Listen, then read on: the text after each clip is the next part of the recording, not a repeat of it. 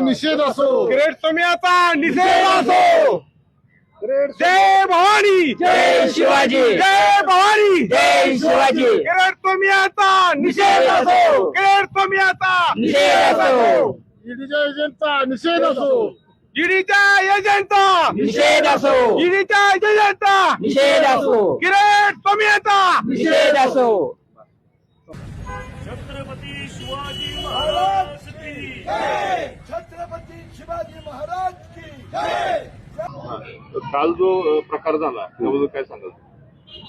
काल जे आटपाडी तालुक्याच्या दौऱ्यावर भाजपचे नेते आणि ईडीचे एजंट किरीट सोम्या जे या नगरपंचायतच्या समोर महाराजांच्या पुतळ्याला हार घालून महाराजांच्या पुतळ्याच्या खांद्यावर हात ठेवून घोषणा देत होते, त्यांना महाराजांच्या पुतळ्याच्या खांद्यावर हात ठेवून घोषणा देण्याचा अधिकार कोणी दिला?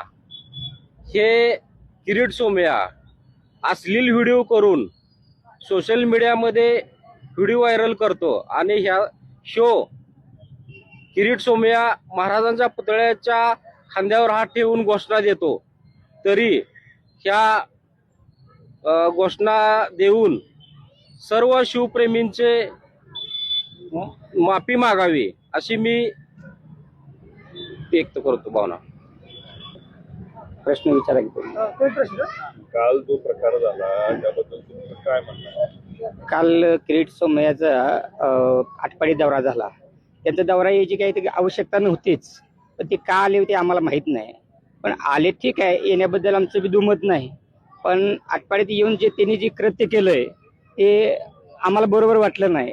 त्यांनी मुळात शिवाजी महाराजांच्या पुतळ्याला त्यांनी हार घालायला नकोच होता, कारण त्यांची तेवढी उंची नाही।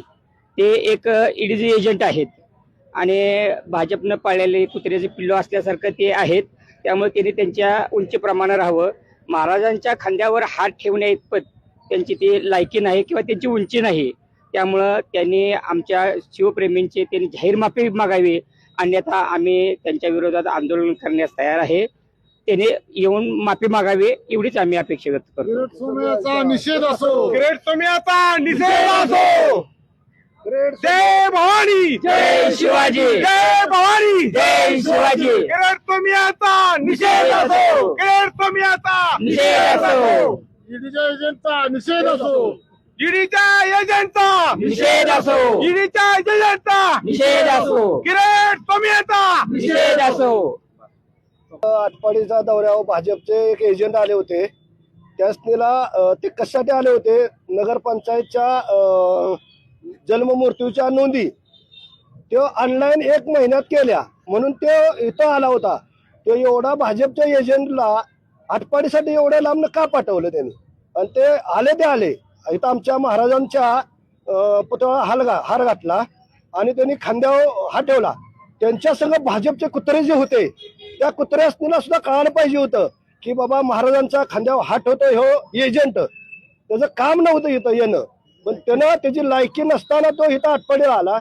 पण तो आला नगरपंचायत मध्ये जाऊन बसायला पाहिजे होतं, आणि आमच्या महाराजांच्या खांद्यावर हात ठेवायची त्याची लायकी नसताना त्यानं काय केलं?